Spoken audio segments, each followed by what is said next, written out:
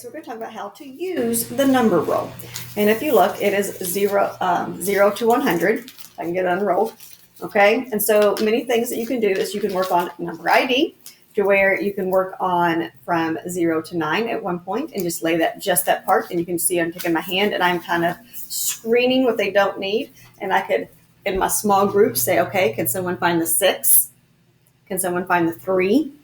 Or if they know, let's say they recognize 5. So I'm giving them this support. So if they know 5, can they use that to help them figure, oh, what's this number after 5? So a lot of kids will count, and that's okay.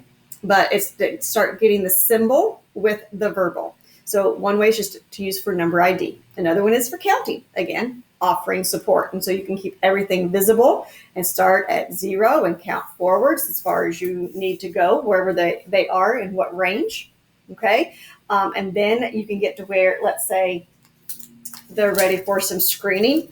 So let's say we're still working between 0 and maybe 10. And what I can do is I can cover up some numbers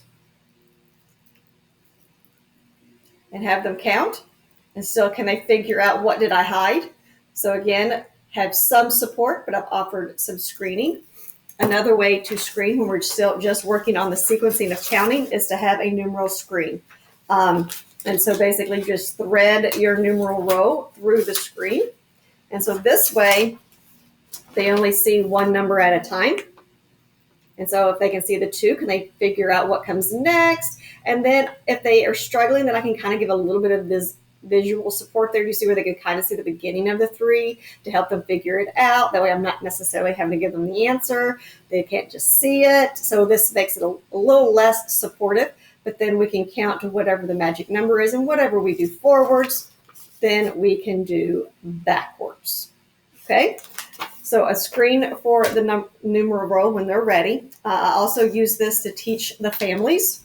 And so here are, the ones, the teens, 20s, 30s. And I'm trying to get them to hear that, so when they're reading these numbers in this family right here, they're hearing that they're saying the family name every single time.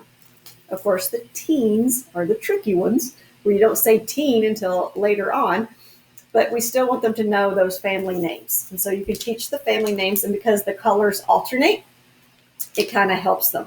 And this also can come in handy when you're trying to work on rounding in here. And so they can kind of see a quick visual of how far away. So if they're rounding to the nearest 10, so this can be used for many things. So it can be used for counting, forwards and backwards. It can be used for rounding. It can also be used for number ID.